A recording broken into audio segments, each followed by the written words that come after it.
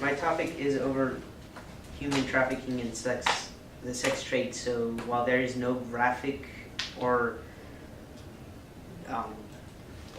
dirty language used, just be advised that this is not an easy subject, and I am trying to make you feel uncomfortable. So we'll dive into it. All right. I want you to, in your mind, think of what an average age for a average sex trafficked person would be. You have that age in your mind? That age is probably correct, but turn it backwards in time. Go younger, younger, younger, younger. Most people end up getting kidnapped about 5. The youngest is reported being as younger than 1 year old and as old as 69 years old. So, just know that. All right, the problem. How many and who are affected? Everyone's affected. Everyone can be affected. The National Human Trafficking Hotline has reported 22,191 cases in the U.S. since 2007. The National Center for Missing and Exploited Children say 1 in 6 runaways are victims of sexual assault. The International Labor Organization has 4.5 million people of all ages, all genders, all races, all walks of life trapped in the sex slave. The Urban Institute has placed $39.9 million in Denver, Colorado, comes out of this industry. In Atlanta, Georgia, that number is 290 million. And this was in 2014. Okay? So where does this problem occur? I'm going to give you one straight answer. Everywhere. It occurs everywhere. In the U.S., it's prominently down on the border, down in Florida, in and around the U.S. Capitol, and up more along the East Coast. Okay? And the CIA, which has put out the World Fact Book, if you look into this, they place a lot of Central and South American countries, a lot of Asian countries, so China, Russia, Honduras, Africa. There's in Africa, North Korea. So a lot of impoverished countries. Okay. All right. So how are these the victims, and how are the traffickers? How are the victims affected, and how do the traffickers get to these victims? Okay. Well, for the victims, they experience lots of distrust. They can't trust other people. They experience delays in their natural sexual productivity. They can get diseases. It messes with their mind, so psychologically they get damaged. And the group called Operation Underground Rescue has also gone and helped to give out some tactics and some of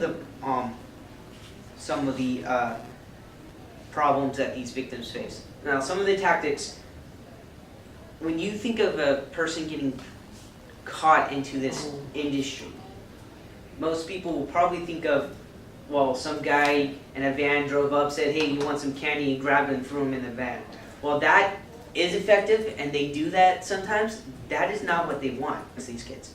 So they'll go to them and say, we can give you a good job in modeling, in dancing, in whatever business they create.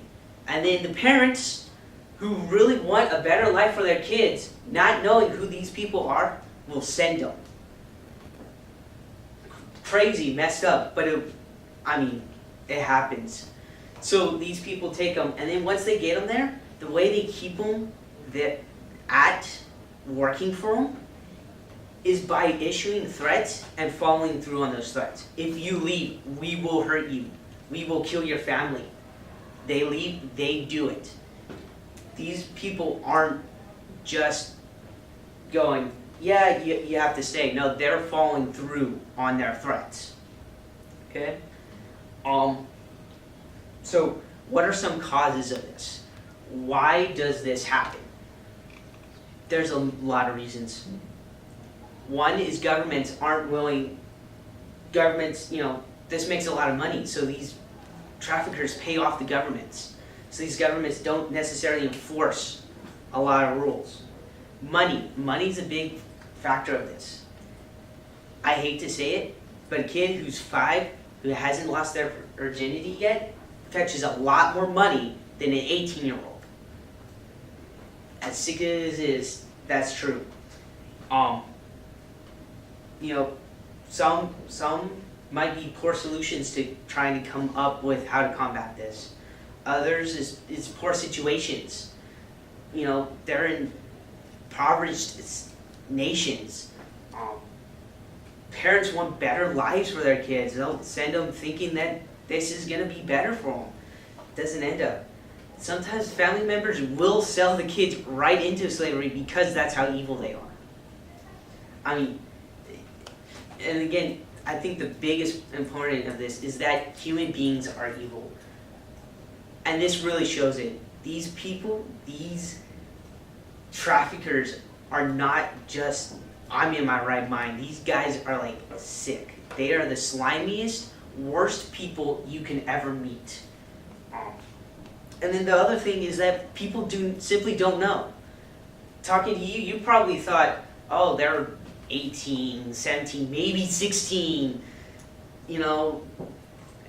1 in like 10. No, they're 5, they're 6, they're 10s, they're your siblings, grandchildren, your children. But there is hope. There is hope, okay? So there are solutions. And the first one is laws, okay? In the U.S., if you are caught, period, there's no, they were consenting. No. Anyone under 18, and you're caught either looking at child pornography on that, or having sexual contact with that person, you're arrested and you're thrown in jail. There's no getting out of that, period, okay? And then PolarisProject.org has also come up with a list of current laws that the U.S. does. And those laws are mostly to help prosecute traffickers and help protect victims. There's still a lot more to go because senators don't really know about this. People don't really know about this, okay? And then the other thing you can do is raise awareness. You can go support groups like Operation Underground Railroad. You can go support other organizations. And you can just simply go out, hey, this is a problem.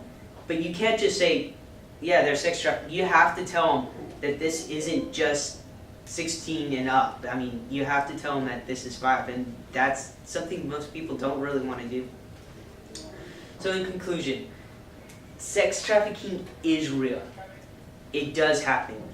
These people range from under 1 to 69. There are laws out there to help protect these victims. There are laws to prosecute these people. And you can go find lots of research on this. Just be careful, because when you dive into this, you're taking a red pill and you won't come out the same. Thank you.